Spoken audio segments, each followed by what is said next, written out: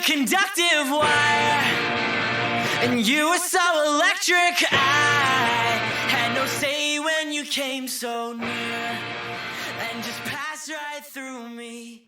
Hey everyone, welcome to Geekdom is back from a hiatus. I needed a little break after episode 250, and today I am joined by Julia Alexander to talk a little bit about Disney, Disney Plus, all things Disney, her newsletter, Musings on Mouse. So Julia, thank you for joining me. Thank you so much for inviting me on. I'm honored to be here. Yeah, I've been reading your newsletter and I was like, wow, I'm really glad someone did this, because when Disney Plus launched, I know a lot of people had so many thoughts, and then the pandemic happened and everyone was like, what's happening with movies? So, I'm glad I had your newsletter to read throughout that time period. Thank you. That means a lot to me. I wanted to ask you, what is it about Disney for you that made you want to start that newsletter? There's a combination of things. I mean, the three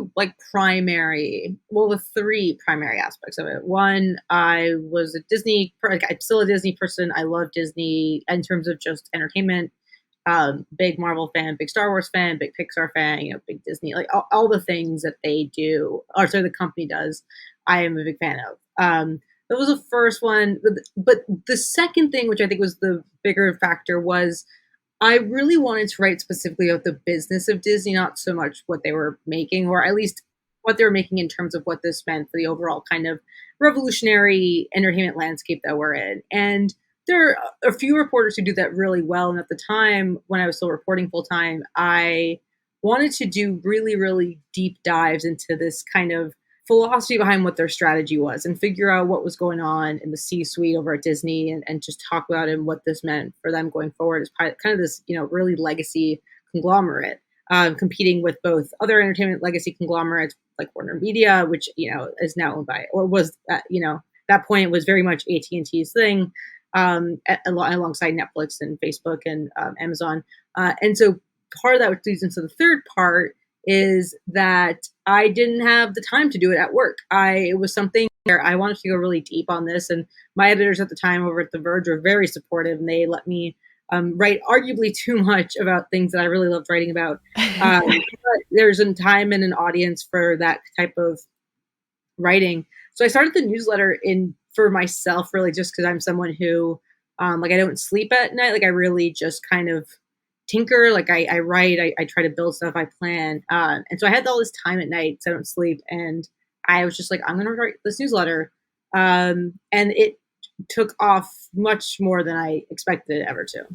Yeah, you also have this column within the newsletter called Movie Equations. And I thought this was something that was different from what a lot of publications were doing, because oftentimes it seems like they'll look at box office numbers and things like that, but because now anything that hits streaming, you don't necessarily have those numbers. So I thought just the way you were sort of looking at these streaming services and the Oscars was a different take than what we're used to seeing. Yeah, thank you. I appreciate that. I think I'm driven by this obsession with what the new normal becomes, and I think I and other analysts and other reporters and other executives were in a really interesting and challenging, and that because it's challenging, exciting moment that I feel very lucky and privileged to be part of, where we are trying to figure out the new normal. We're trying to figure out mass changes in consumption, in consumer behavior, and how they consume content,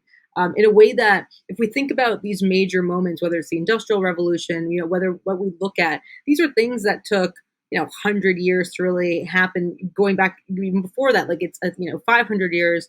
By the time we get to this moment now, where everything is going from a TV set or a newspaper or a book into something, a physical book, I should say, into something that is sent to your device in your pocket, and you can access it at any point. And this has changed the way we communicate, the way that we consume, the way that we create. That happened in the span of about 10 to 15 years. And that's a revolutionary moment inside a very tiny blip of life that we are trying to reconcile with. And I think the film industry is particularly interesting to me because it is so archaic in so many ways, where it was up until 5, 10 years ago, really up until Netflix and Amazon came in and said, why don't we like revolutionize things, in Apple to an extent, it was nothing really had changed. Like VHS led into Blu-ray, and like home video was a thing, VCR sets were a thing, but it was still very much what it was in the 50s and 60s, and kind of the development stuff hadn't really changed, especially on the business side and the way that we looked at strategy for films and distributing films. It was go to the box office, it sits there for 90 days, and then it goes into a home video window, and then it goes into a pay one window, which is just then you can watch it on HBO or you can watch it on Showtime. And now we are trying very quickly to establish a new normal when the normal has not changed in 100 years. And so I think for me, I was obsessed with the math of it, trying to figure out like, what is a success? What is, I tweet about this a lot, this idea that we went from being, okay, this movie has to perform well opening weekend, and then the second week drop off, can't really be, we don't want it to be less than 10%, 15%. By the time that it's within 45 to 50 days, the film makes about 90% of its revenue. But how can we get those last stragglers in? Does this account for how much we're spending on P&L at the theaters and marketing and all this extra kind of cost evaluation that we look at? It went from being that was the only primary factor, and then eventually it went to a window and then you would have those conversations, those negotiations with the different TV, cable, and network guys. And now it is, the opening weekend is important, but we're not going to really go beyond 45 days unless it's a massive movie that we think will hold legs for 10, 11 weeks. We know that we make the majority of our revenue, about 90 to 95%, within 45 days. And now we have these streaming services. So the question then goes, okay, we have to make our money there. And then when we're bringing it over to Disney Plus or HBO Max or Peacock, it no longer is opening weekend. It is, what's the 30-day acquisition and retention number look like? What is the 60-day? What's the 90-day? If we have an incredible retention rate, which just means that people aren't canceling and they're signing up to watch these movies, then they know that they can increase their cost of their streaming services every year or two. And that leads to something very boring, but we just refer to as ARPU, which is the average revenue per user. And that's the big thing where it's like, okay, cool. If we add more customers, which is the main thing, and we keep those customers, which is the second part, then we can increase our prices and generate more revenue on those customers. So the equations shift into a way that newcomers into those companies who are figuring that out are trying to figure out, and they're trying to understand. They're coming at it from a digital first angle. But you've got teams on the strategy teams over there who are also like, this is not how we used to do things. And we're trying to figure out how we continue to earn revenue and then hit profit levels while also dealing with the system that is just decades old. Right. And I will say I'm kind of Disney's perfect customer because I am someone who is too lazy to unsubscribe and resubscribe to all of the streaming services. So I just pay for them all the time. And, Disney's probably getting more money out of me now than they ever did before because I wasn't someone who was big on going to the movies until I had a job, had my own money. It wasn't something I did with my parents a ton. It wasn't something I even did with my friends a ton for some reason. I'd go every once in a while. But now, I have the AMC A-list subscription. I have the Disney Plus, Hulu, and ESPN Plus bundle. So I'm going to theaters when I can to see things and then also watching them at home because, when Disney Plus first launched, they didn't have a massive catalog like Netflix and Hulu do now, but they had enough stuff that I was specifically interested in to keep me subscribed in the way they're doing the weekly releases for the shows and only having like a few weeks in between each new show. That's really smart on their part because for someone like me who wants to keep up with all the Marvel and Star Wars and Pixar stuff, I'm not going to unsubscribe because I don't want to miss out on the conversation with my friends still. Right. And that's exactly in the irony with that type of behavior, which is I'm very similar. And that is kind of the understood consumption behavior of customers. And that's why we see HBO Max, which is leaning on the HBO kind of cable distribution structure of weekly, why we're seeing other ones leaning into weekly when they can, or doing the drop 3 at once and then weekly. And it's this idea that as long as there's always something, then the value, the perceived value of what you're spending $8 a month on is worth it because every week there's something you're opening. And ideally, every day there's something that you're opening the app for. You're getting something out of it. The return on your investment, the perceived value of what you're spending is obvious. And that's a great place to be in for Disney, for their customers to feel that way. You know, and the irony here, though, is that this is how television is run for decades, right? This was this idea of fall season, winter season, spring season, summer season, and the fall was your heavy hitter. You come in, you've got 24 weeks or 22 weeks if you're broadcast, you've got 10 to 12 weeks for cable. Come in, you do your show, and then it overlaps. You know, Game of Thrones would end and Girls would start, or whatever it was on HBO. Like there was constantly something shifting in and out. And on the broadcast side, it was longer because it had to go throughout the entire year without any weeks off because of advertisers. And now we're seeing that happen with streaming because the perceived value of cable was that there was always something new or something to watch whenever you needed it. If you wanted something exciting on Sunday, there was something on HBO, so you paid the extra $15 in your cable package to have it. And sports, of course, being the big one. Or if there was just something, HGTV was on, you wanted to kind of put something on you cooked, you're like, I'm going to throw on HGTV, and I got my perceived value here. I feel good about my ROI. Streaming is in the exact same position, where Disney goes, we don't have a great library, which they're aware of. They've got a library for families and kids that they're happy with. They've got some classic films for true Disney fans, which is awesome. But their Disney Plus library is not great compared to their original series. That's why Disney comes in and goes, we're going to bundle this for you. If you spend $5 more, you're going to get all of Hulu. And Hulu's got the best, it's got the most in-demand catalog across any of the major streaming services in the United States. And so they go, yeah, we know, like we're not putting Star in to Disney Plus in the US because of ongoing, they cannot do that to Hulu right now for many reasons. And so they're like, yeah, we would love you to come and watch Hulu. So you're spending more time in the streaming bundle for us, and you're not going to Netflix, which is extremely good at saying, here's something new, but also here's everything else that you want to watch. Peacock, which goes, we don't have anything new really, and Paramount Plus is similar, but we have all these classic shows and movies that you want to watch. It's the exact same formula. The difference is people are much more aware of what they're spending and the value of what they're getting out of that spending, and it's never been easier to cancel, right? If you ever had cable, trying to cancel cable was a nightmare. You just didn't. You're like, you know what? I don't even care. I will pay it because I don't want to be on the phone for 5 hours having to do this. Streaming, it's one button. It's like, I'm going to cancel this. No, are you sure you want to cancel? Yes, and you cancel. Which is why the executives have now started to come in because they're hitting saturation points in the US where they're going, we assume you will leave at some point. Like, we get it. Our goal is to keep you as often as possible or have something to bring you back in.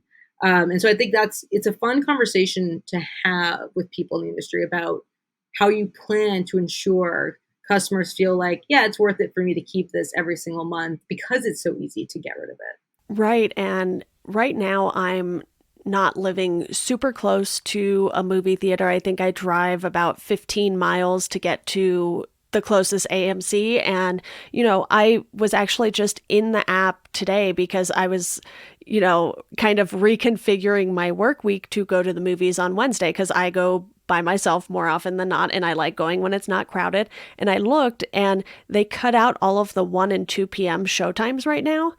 So the movie theater isn't even opening until like 3 or 4 in the afternoon during the week because, for them, it's just not super viable right now. Obviously, they still have to pay their lease and everything monthly, but to pay workers to be there for me and 9 other people to go to the movies at the 1 and 2 o'clock hours in the middle of the week, it's probably not worth it for them. And I've had friends who they will buy, the premiere access to watch something at home because they're still not comfortable going to theaters. And you made the point earlier how things haven't changed in decades for the movie theater going experience, really, other than all the prices going up because of inflation and whatnot. But for me, it's not necessarily super convenient to go to the theater because it takes me like an hour round trip to go. So that's like an hour out of my day I could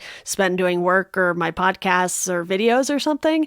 And it's becoming so much easier to watch things at home. So, you can't really blame people for wanting to do that. And, at the same time, right now, the comic book industry is going through something similar. A lot of comic book writers and artists have just announced deals with Substack.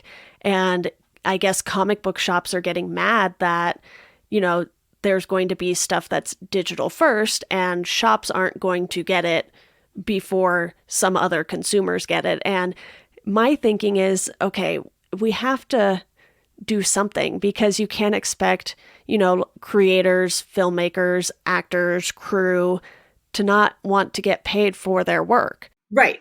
There's a few really interesting points in what you brought up. The first is the reason streaming works and the reason that Premier Access works, or wherever, you go buy a movie on Prime Video, whatever it may be. But yeah, Premier Access may be the best example. The reason that works is because there were a few shifts over the last 30 years that have allowed this to happen with the exact same or near similar level of enjoyment. Technology has gotten increasingly better.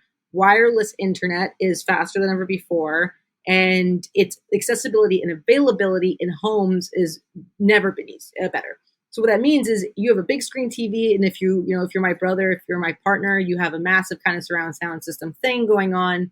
On top of that, you're sitting on your couch at home that is a nice couch, and you're really comfortable in it, and you have your cool lights, your hue lights. You can make your own kind of light show go on when you're watching the movie. You don't have to go out and have to deal with people who might be coughing or are rude or are texting. You can do this all over your internet, which doesn't stutter. It looks pretty good. And it's just it's one click on your remote because your credit card is stored. It takes 30 seconds to do this, and the experience is fun. Now, I'm someone who lives in Brooklyn. I go to the movie theater about twice a week. I'm not here to say like theaters are dead. I truly don't believe theaters are dead. I think theaters like Alamo or Nighthawk and that we have in Brooklyn will continue to thrive because they create an experience. And I think AMC and Regal will lean into creating a newfound kind of communal experience, which is leaning on the concert series and the UFC and the WWE, which is what AMC did 15 years ago. And then they kind of stopped. But in lieu of having those 90-day guarantees with studios, which means that they're losing out on P&L revenue, which is just when studios rent out theaters and they pay for it. And there's a bunch of other financial stuff happening in the background. They go to others and say, hey, can we broadcast your event? We think it will bring in 100 people. And they go in that direction. The other thing, though, that goes down specifically with the Disney Plus Premier Access portal is that if you are a family and you've got a movie like Cruella or whatever it may be, your kids are at home, there's a Delta variant, they're not vaccinated, and it's like, oh, we just need something to entertain you. Way easier to buy a movie for $30, which is cheaper anyways, and they can watch on repeat. Think about Raya, which just had the exact same experience. Soul and Luca are already there for free, so that's great. It's like, oh yeah, we don't have to pay for every movie. Disney's giving us these great Pixar movies, quote unquote, for free as part of your monthly subscription.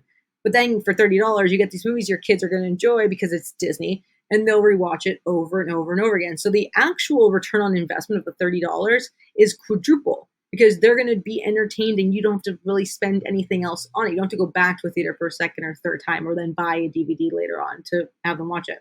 I mean, the creator economy is a whole other conversation, but the thing that specifically, if we look at some of the artists who are doing the Substack move, right? If we look at James Tynion, if we look at Scott Snyder, not Zach, we look at them, this very specific thing about their move that sticks out to me is they're moving away from the imprints, which are DC, which is whoever they're working for, because their original works they've built up a fan base. Their original works are so heavily in demand. People are seeking them out. They're buying them on whatever comic book shop or digital app they're going to. But even more importantly, the networks and the studios and the streamers want to adapt them. Like, they want those stories. So James Tynion does a new comic, 2 months later, it's like, so Sony has acquired the rights, Netflix acquires the rights, like they're doing this thing. If you are working on the DC Vertigo label, not Vertigo, excuse me, the DC Black label or whatever other label it may be, all of a sudden that's a DC project. You're going to get something from it, but it belongs to this publisher, and the publisher is going to take a cut of that. Now, if you're on Substack, the thing that came out from Chris Best's specific post about this, he's the CEO of Substack, the co-founder, I believe, is that they retain all rights. So Substack takes its percentage, whatever, 10, 15% of all subscribers. Fine, but they go, no, you keep your rights. You have a comic that does really well, and all of a sudden somebody from Warner Brothers or whomever is like, I want to make your thing. This seems cool. There's an audience here. I see people talking about it. And this kind of speaks to the streaming stuff as well, where Disney goes, we get all these people to sign up or buy their movie via Apple or Google, or in their minds, ideally, via a browser. You're making 80 to 100% of the revenue versus 65% and paying for additional rent stuff. it's just a much bigger, a better bet for them on certain films. Not that they're going to give up theatrical because they can't right now, but there's a way to go, hey, how can we make the most revenue for what we're going to do instead of having to cut it up and divvy it up? And so I think with creators, that's what we're seeing happen with Substack. What it means for the comic book shops, what it means for like Blockbuster. I don't think comic book shops are going to die, but I think there's a reason that Blockbuster went away, right? It's this idea of like, at some point, businesses mature and they move on to something else and new businesses emerge. We look at GameStop as a great example, where the new board of GameStop is basically all Amazon executives, former Amazon executives who know a lot about e-commerce and digital retail and having these kind of big events that they can lean into. It's not just selling games anymore because nobody's doing that. I think comic book shops are in that situation where they have to figure that out. And I think comic book customers are always going to want, especially the diehards, are always going to want a physical copy. If their favorite writers are moving to Substack, if the other stuff they can get via Comixology or whatever is just as good, yeah, I mean, there's a reason certain businesses don't stick around. Not that I'm saying this will happen here, but it's about adapting. Yeah, and to me, the Substack deal is similar to Netflix giving deals to Ryan Murphy, Shonda Rhimes, and paying them, either yearly or upfront, sometimes both, for future content. And that's basically what Substack is doing. They're like, here's money up front, and then it allows the writers especially to be able to pay the artists and colorists and letterers. And, it's kind of similar with Netflix in that way. So to me, I'm just like, yeah, of course the comic book creators are going to do this. It makes way more sense for them from a financial standpoint because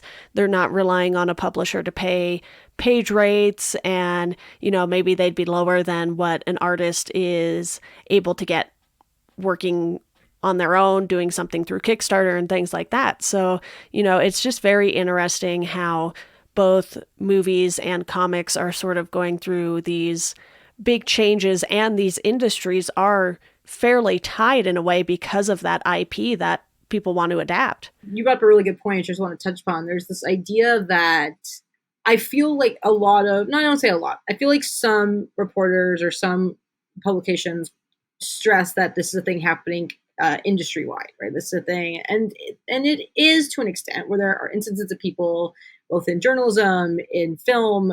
So journalism, people going to Substack, comic book writers, artists going to Substack, showrunners and directors signing overall deals. This is like 0.05% of people who are going, hey, I've got 100,000 followers, or I've got, 1 million fans who will support me if I go over here. I know that I can make this financial bet. It's still scary, right? Obviously, I imagine if you're James Tynion, the idea of leaving Batman and hoping that new fans find you via just word of mouth instead of finding you via tuning into Batman is a bit of a concern, even though he's at a really good point in his career. The conversation, this kind of came up with ScarJo too, with the Scarlett Johansson stuff, where it was like, she's not the only person this is happening to. She is the biggest domino to fall. But writers were in the WGA were specifically fighting the streamers on this a few years ago, where they're like, we are working more and being paid less because of the way that work is happening, the way that royalties, the way that just money is being handed out, the way that we are being paid. And I think that's the conversation. It's not necessarily what's going to happen with the superstars, where they're going like, they're going to be fine. They'll go their own way. They probably always were eventually. Think of like journalists who end up becoming great novelists or whatever it may be. And like, that's a complicated thing, but directors really take off. They're always going to do their own thing. Like, they're at that point in their careers. The unions will get involved and the agencies will get involved. And eventually that is what will lead to change. Because if you are Disney, not working with Scarlett Johansson filing a lawsuit, not great. You have a very strict public image. You're very much like Apple in this way. You want people to think of you as a certain type of company, and you don't want a lawsuit. But that's a fight they'll take on. They'll figure it out. They'll settle it, either in or outside of court. Disney versus something like SAG-AFTRA, Disney versus something like, the TGA, the WGA, that's something they don't want. That is like, I don't want to fight the unions and the guilds because I don't want this to impose where we shoot, who we can work with, what we can do. Hollywood is a union-run town in the best way possible. Like that, those unions protect the talent and not just A-list talent, but every person working on a set. They're contributing to a production And so I think that's when we're really going to start to see things come in. We just need these big moments to continue happening for this case to build up. So the big comic book writers leave and they go do their thing at Substack, right? And then they're getting 100% revenue in the deals with Netflix or whatever. You've got ScarJo filing a lawsuit, and that brings up questions about other actors or other crew members involved in these types of things. Once those complaints start to come in, I think we'll see a bit of a domino effect where you'll see more metrics come out via the companies, because that's one thing they'll demand. Because how do you prove someone's a movie star circa 1970, 1980? You point to the box office and you go, look how much this movie made. I feel like Mark Hamill or Harrison Ford, specifically Harrison Ford, Carrie Fisher, seems like they might be future movie stars in the making. Look at what they can do. And then so they become a movie star and their agents become very happy because they get very wealthy. And without that, it's hard to argue on behalf of your clients. I mean, that companies, including where I work at Parrot, that's something that we want to look into is how do we measure this kind of demand in a digital age when the way that we are consuming, the way that we are talking and communicating about stuff, the way that we are gauging mass interest in stuff and what that means for subscription and retention revenue means, which is a long way of saying, sorry, I know I can ramble. All these things happening are all building up to the actual story. These are just little stories along the way. But this is why that's why I started the newsletter to go back to it. I think we're in a revolutionary moment. Everyone is trying to figure it out. And no one knows the answer.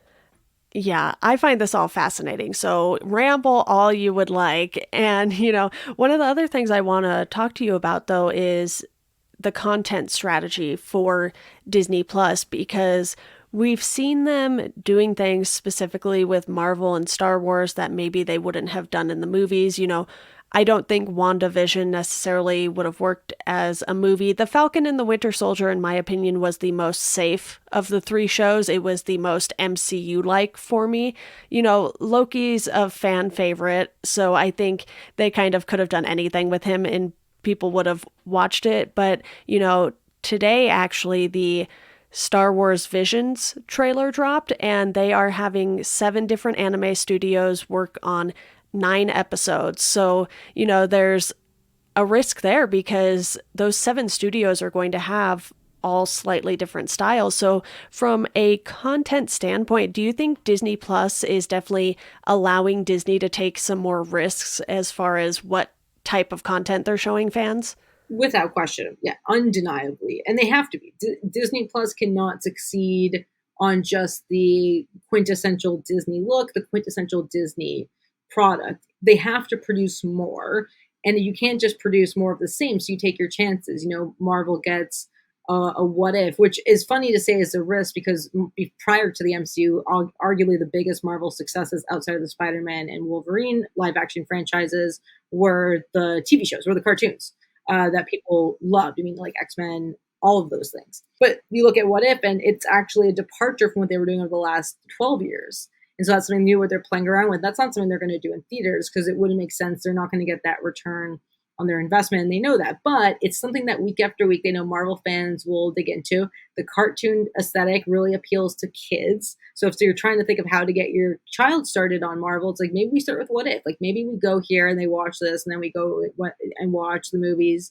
There's that equation.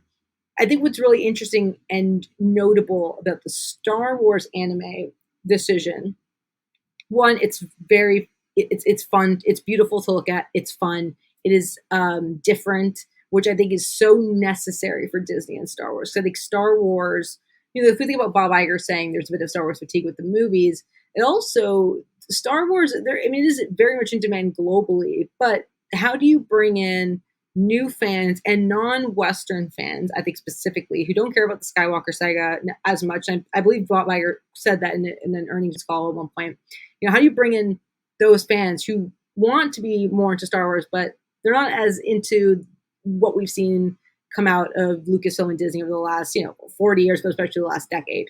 One great way to tap into an emerging market and new fan base who we know are interested in sci-fi and action and thriller stuff is anime. And we know it's because the data is there, where anime is one of the fastest growing genres of content. It has a massive global appeal for fan bases around the world. It is much cheaper to produce on average than live action, of course. And it's the type of one-off event you can do that gets people really jazzed about something really new in the Star Wars, kind of universe. And so what they're doing is smart. They're tapping into a potential new audience that comes in via the anime, and then once they're there for Disney Plus, they might watch other Star Wars things, including Clone Wars or whatever it may be, Bad Batch. And now they're kind of invested in this universe, and so they've got a lot of stuff to watch, and they're engaged with it daily, and they're subscribing to it weekly monthly or annually. But they're tapping in to a very specific genre of content because it is one of the fastest growing genres of content globally. It's the exact same reason Amazon and Netflix are doing it. They know, and our company, Parrot Analytics, the data, we can see that. We can see the data for anime demand, and it is massive. It is bigger than almost anything, outside of kind of drama, action type stuff. But there's a huge crossover in those audiences. And so I think they have to be experimental, because if they're not, then they become boring. They become redundant. What Netflix does really well is they experiment with everything to the point where they almost do too much experimentation.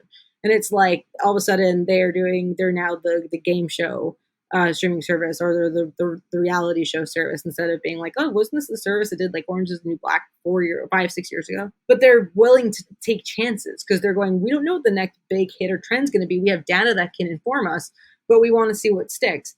Disney, because they're so locked in to these 5-6 main franchises, or not franchises, excuse me, pillars that are built around different franchises, they don't have as much room to play with on the theatrical side outside of kind of Pixar, and which takes a lot of fun chances in the last few years, and Disney live action. Well, not so much over the last few years, but Disney animation, where they are going like, we know to safe bet is, but we're also going to go to theaters because we pretty much know we can make the revenue on this. Marvel, Star Wars, we pretty much know we're going to do fine no matter what. We put them in theaters, they'll do fine. On Disney Plus, when you have to keep people engaged daily or at least weekly to ensure that people are feeling like the value proposition is there for them, you have to experiment and just see what happens. And anime or animation allows them to do it at a much cheaper rate than they would have to do with live action. So they can spend $120 million on Falcon and Winter Soldier, or whatever that show was. It was like $25 million an episode. Whatever that ends up being for them, they can do that and know that's the massive acquisition drivers. It's the massive thing that gets people in, they get talking about it, and the engagement goes up. But in order to keep people and in order to get them excited about the franchises that you don't want them to burn out on, you find new ways in that are slightly cheaper, and then it becomes a really cool moment for fans and hopeful newcomers. Absolutely. And for me, I am a huge nerd when it comes to processes. So they've been doing a lot of behind the scenes looks at things. I watched the Imagineering show where they kind of go through how they built some of the rides, and they have behind the scenes stuff for the show. So I think that's also another area where they're excelling with the content, and it's not really risky for them because that is stuff that's just kind of going to be there, and I think it's just fun stuff for the fans who like that. But yeah, I totally agree. They are doing new things with the shows, and they're doing it with Marvel, Star Wars, Pixar, and less so with Nat Geo, for instance, because that's kind of like exactly what to expect when you go to the Nat Geo section in the Disney Plus app. You expect things about the wild and animals, and they have that down. But I've really just been enjoying the variety of stuff that they have on there. Like, I've been watching Monsters at Work, which I feel like I saw absolutely no promotion for. I just came across it in the app and I was like, oh, I like Monsters Inc. I'll check this out. Yeah, no, exactly. And I think, part of the Monsters at Work, the smaller marketing strategy, if I'm on that team and I don't know, I have absolutely no insight, but you definitely market it somewhat. But Monsters at Work, the audience is going to open up Disney Plus and go, Monsters at Work is here, in terms of what they're recommending and who's seeing it on their homepage. I imagine there's a pretty strong overlap with the kids who are watching Monsters Inc. or other Pixar, other animated movies in general. And so all of a sudden it's like, here's the top recommendation for you versus, and obviously it's a cost Lee-ish production because it's good animation, it's Pixar, like obviously you are spending some money on it, but you're not spending $25 million an episode. And so it's not this thing where it has to succeed because it has to drive and success. And to succeed on that front is, does it bring in a certain amount of subscribers? Does it prevent people from canceling? Does it lead to increased engagement on something? Bad Batch is a similar way where there's marketing for Bad Batch, but not as much as The Mandalorian. It's Bad Batch is slightly cheaper to make, and we know that the people who are watching it are probably going to stick around and rewatch Clone Wars. They're watching other things. So if people open the app and they see Bad Batch, it increases engagement and hopefully drives retention and some acquisition, but it's not going to drive the acquisition that Mandalorian's going to drive or other live action shows. What you said, which is really interesting too, about like the behind the scenes stuff. So the Imagineering show, which is phenomenal.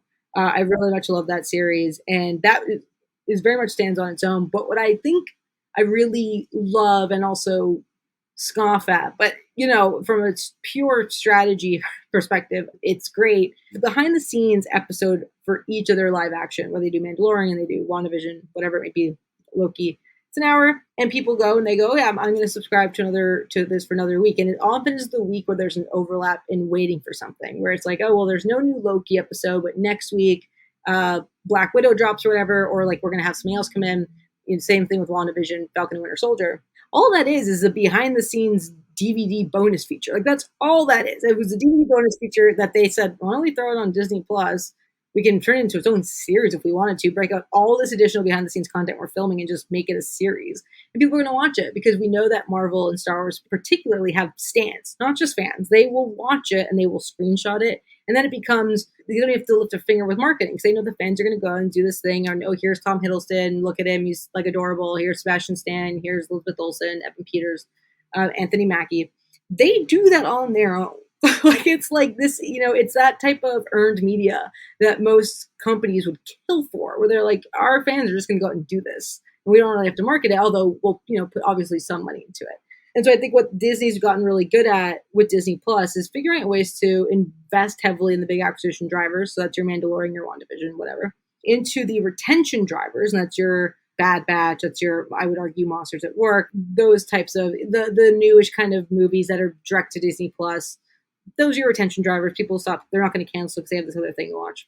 And then you've got your really, really cheap content that is like basically cutting room floor stuff that is going to be on Disney Plus, and we're going to just market it as a really cool original thing. And if that leads to any bump in engagement or retention, and it's the main reason why people don't cancel right after WandaVision and then re-sign up right for whatever it may be, it's a major success for Disney. And so I think like they figured out very well, hey, we can just tap into this insane like fan base and just kind of give them behind the scenes content or documentaries that are pretty cheap to make that focus on this, or animated specials.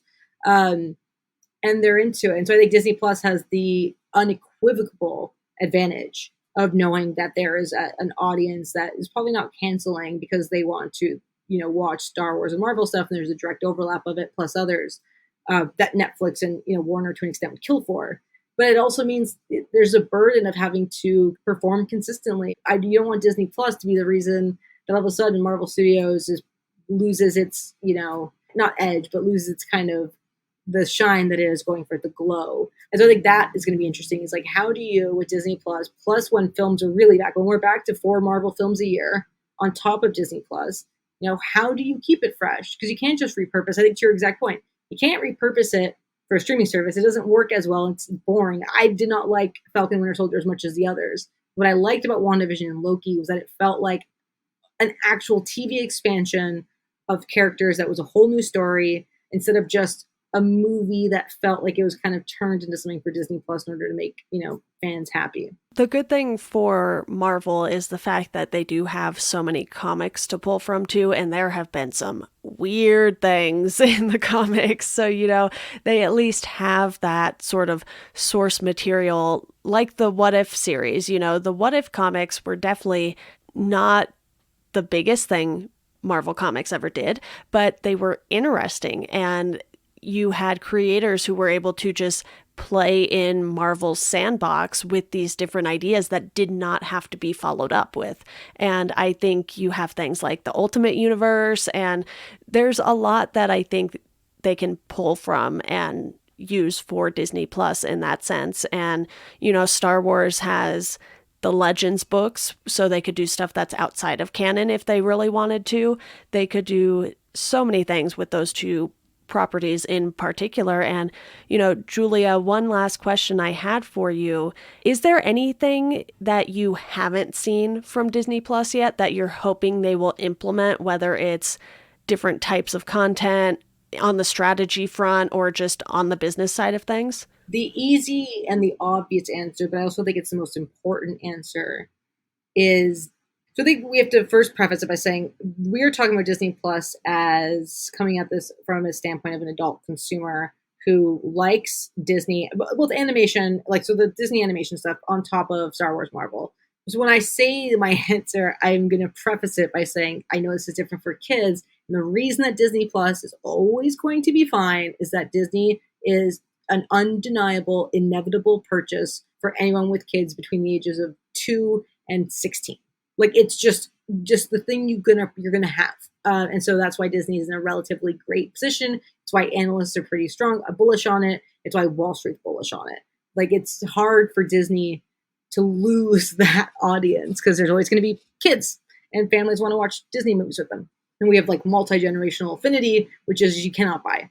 So with that said, the Disney Plus catalog in the U.S. is so lacking that it's almost ridiculous. I say this, I've written this in my newsletter. I've had this conversation with people.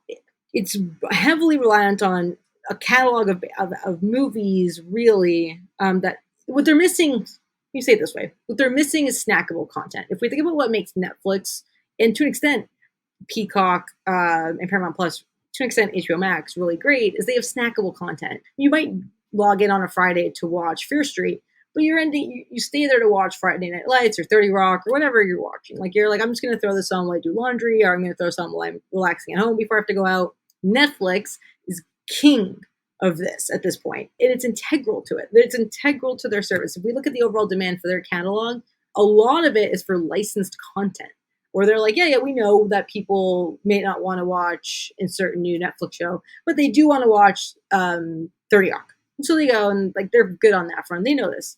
Hulu is that answer for Disney. Hulu is without question the highest demand for the catalog across the entire thing, which just means that people are likely to sign up and stay signed up because there is huge demand for the content that is on that platform. And it's just, I wish it was on Disney Plus. And of course, the reason that it cannot be, there are so many, but one of the main reasons is that Disney cannot say this is now going to benefit our company directly, and we're not going to pay attention to Hulu, because Comcast, who has a 10% stake in the company still, and will be paid out at the valuation of it when it comes due, is going to say, well, we are about a $9.5 billion valuation right now. That valuation goes down to $6 billion because all of a sudden all the Hulu stuff is on Disney Plus, where you guys are benefiting. You've got a massive lawsuit on your hands from a cable operator that you don't want to fight. And so they can't move stuff over. I'm very curious to see what happens with Hulu once the Comcast stake is paid out, once they figure out what to do with Hulu and live TV, because obviously they make a lot of their money via, and we know this because Kristen McCarthy, who's the chief financial officer, says on the earnings call all the time, which is Hulu has ad inventory. The advertisers want to be on Hulu. They want to be on Hulu and live TV. And so they can't just be we're going to just get rid of that revenue. And hopefully if we integrate this into Disney Plus, we see Disney Plus subscribers skyrocket, 30 million, and the retention just stays there. But I think if there's a way to integrate part of the Hulu library that Disney owns into Disney Plus as a version of Star, all of a sudden Disney Plus becomes even more of an undeniable product. Modern Family, you put it there. Blackish, you put it there. They're ABC shows. Why aren't they on Disney Plus? They're family shows. Instead, they're on Hulu. If Hulu becomes a FX prestige play plus some other stuff, and Disney Plus takes in a lot of the ABC freeform family content that exists on Disney Plus, all of a sudden you have the value proposition of that product quadruples. And so I think that's my number one thing. Is the catalog is not where it needs to be a full-fledged streaming service that can.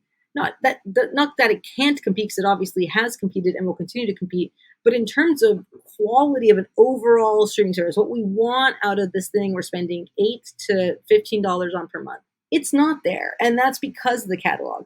its original series are always going to be great. Disney knows how to do things well. Well, there have been some periods of lows, but they, for the most part, have done pretty well, especially, 90s onward, minus a blip in animation in the early 2000s. They need that catalog to make Disney Plus as a whole a thing. So that's my answer. That's my long-winded answer, is like, where is the snackable content that is going to keep me on Disney Plus on Friday or Wednesday, when I open up Watch What If, I close Disney Plus right after. Like, it's like, cool. If I open up Netflix to watch a show, there's a good chance, like a new show, there's a good chance I'm on Netflix the whole weekend. Like, that's because I'm just going to watch whatever else. Like, I'm going to watch Shameless or whatever. So yeah, that's my answer. Yeah, I love that. And Julia, before we go here, I like doing recommendations at the end. So I'm going to go ahead and recommend The Imagineering Story, which we already mentioned earlier. It's definitely one of those behind the scenes looks that I think is really well done. And if you have any interest in like engineering in general or just how things are made, it's kind of the perfect show for that. Do you have anything that you would recommend?